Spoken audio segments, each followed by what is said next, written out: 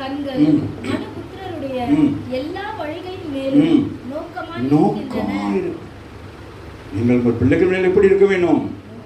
நோக்கமா இருக்க வேண்டும். நீங்க செய்கிற ஒரு காரியத்தில் என்ன செய்ய வேண்டும்? ஒரு நோக்கத்தை வைத்து செய்ய வேண்டும். ஒரு தொழிலா இருந்தால் அது என்ன இருக்கணும்? அதுல ஒரு நோக்கம் இருக்கணும், அதுல ஒரு ப்ராஃபிட் வரணும், அல்லாட்டி அது செய்யக்கூடாது. ஆமா இல்லையா? அப்படி எந்த ஒரு காரியம் இருந்தால் அந்த காரியத்தில் என்ன செய்ய வேண்டும்?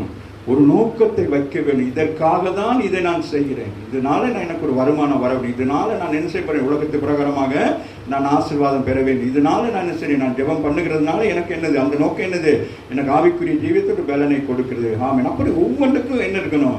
எதை நோக்கம் இல்லாமல் என்ன செய்யக்கூடாது? செயல்படுத்தக்கூடாது. எதுக்கும் என்ன இருக்கணும்? எல்லாவற்றுக்கும் என்ன இருக்கணும்? அவர் பாருங்கள், யோசனையில் பெரியவரும் செயலிலே வல்லவருமானவர் எப்படி இருக்கிறாரு? நோக்கமாக இருக்கிறார். ஆமாம் இல்லையா? ஒவ்வொருவருக்கும் இந்த நாளிலே நீங்க எல்லாம் வந்து உட்கார்ந்து இருக்கீங்களே, இந்த செட்டலைட் போட்டு ஆண்டவர் என்ன செஞ்சு கொண்டிருப்பார்? பார்த்து கொண்டிருப்பார். ஆமாம் இல்லையா? 3ஆம் வானத்திலிருந்து ஆண்டவர் என்ன செய்வார்? ஒரு சின்ன கூட்ட ஜனங்கள் என்ன செய்யுது? தேசத்துக்காக வந்து என்ன செய்றாங்க? நிற்கிறாங்க. ஆமாம் இல்லையா? ஆமாம் இல்லையா? சொல்லுங்களேன். அப்போ உங்களுக்கு எவ்வளவு சந்தோஷமாக இருக்கும். உங்க குடும்பங்கள்ல பிரச்சனை இருக்கும், சரீரத்தை விளைவினம் இருக்கும். ஆனாலும் என்ன செய்றீங்க? இந்த ஊழியத்தை செய்யும்படி வர்றதுனால ஆண்டவர் என்ன செய்யறான்?